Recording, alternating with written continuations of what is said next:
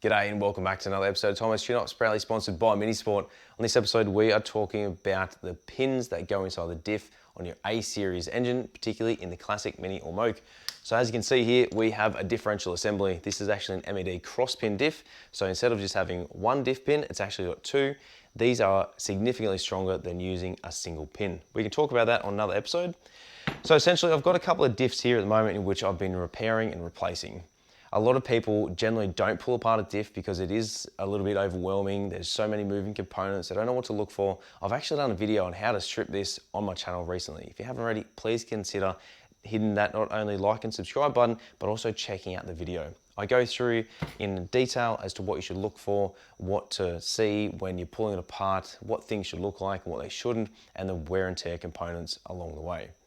Now, this diff pin does sit in the middle of the diff. This is what both gears run on. So there are two gears inside there called spider gears. That's what moves around and enables the power to be driven from either the left or the right wheel, depending how you're going around the corner and where the power is delivered.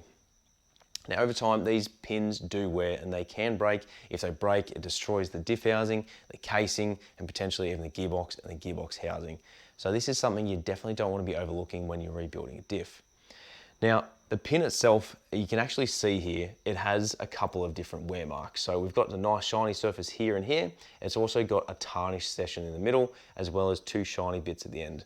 Now, the reason why it's tarnished is because of the oil that's in there. It's continuously covered in oil, whether the vehicle is running or not. As the oil heats up, it's cleaning, it's lubricating, it's protecting the components, and in doing so, it's actually staining the steel. And that's not a bad thing, it just means it's doing its job. So over time, where the spider gears wedges here, you can actually feel a bit of a ridge on the end. So if you feel a ridge or these grooves are worn, it's starting to show you signs of wear and tear. If you've got the diff apart, throw this in the bin, get yourself a new one, along with some new thrust washers, some fiber washers, and new diff bearings, along with any gears you may require. You can buy this as an individual item or as a full kit, depending on what you want to do.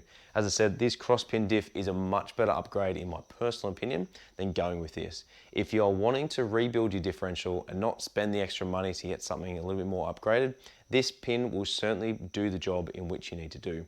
The new diff pins are made out of a different metal in which is stronger than the original one and therefore will last much longer.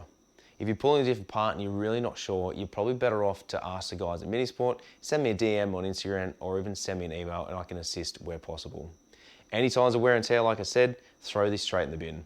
This is actually a fairly good one. I have seen one that's a little bit worse than this, and the ridges where the spider gears run are significantly worse than what this one is. As I said, if it shows any signs of wear and tear or you're not sure, hit them up at www.minisport.com.au. Get your classic Mini or Moke back on the road, and I'll catch you on the next episode of Tomo's Tune-Ups.